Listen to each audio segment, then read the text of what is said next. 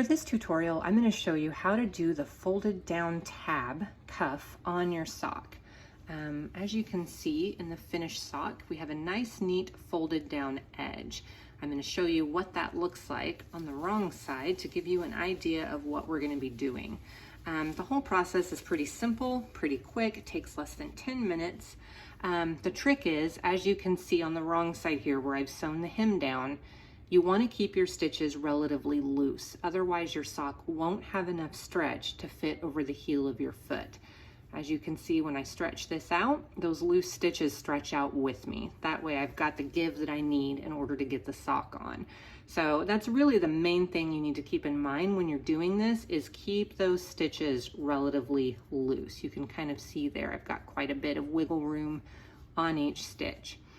All right, so now I've got my sock that I haven't sewn down yet. I've done everything else. I've Kitchener stitched the toes. I've woven in all my other ends. This is the last thing that I have to do.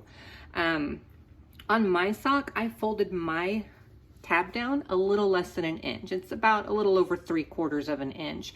You can kind of do your tab as wide or as narrow as you want. I felt like this looked pretty good and fit really well with the sock. So I would say anywhere between 3/4 of an inch and an inch folded down.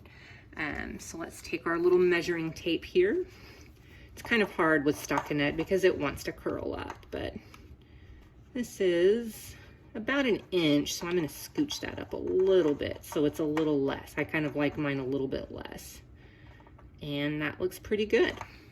Okay, so next we're going to take a length of the same yarn that we used to knit the body of the sock, and just cut a good long piece of that.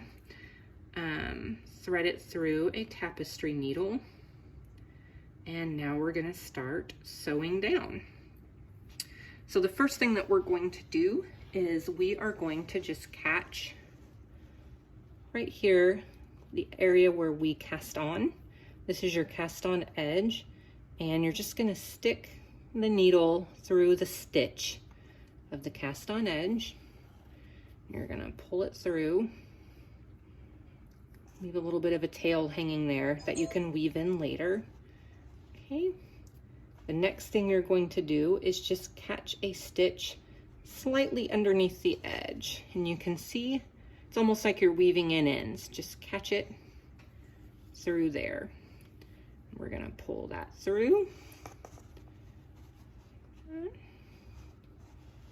Okay, then we're gonna come, I skipped a stitch, so I would do every other stitch on the edge. You really don't need to sew down every single stitch. You're just gonna pull that through. And again, kind of loose, not too tight. Okay, and then again, skipping a stitch, catching it, and going underneath. And leaving it pretty loose. Okay, I'm gonna bring this up a little bit closer so you can kind of see. It's hard to hold on to it and hold it up, but you can kind of see how I'm coming through underneath that stitch on the cast on edge. And then we're just gonna pick a stitch. Oh, I lost it. It's kind of hard to hold it. Pick a stitch under there and slide it through. Okay. And oops, got that turned around. So again, skip a stitch or two. You can even skip two really on that cast on edge.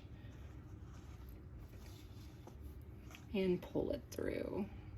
Again, leaving it pretty loose. And you'll just keep doing that all the way around.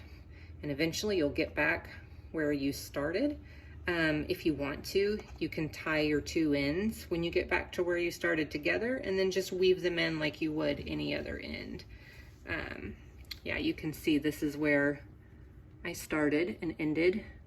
And so I tied them together and then just wove each end in.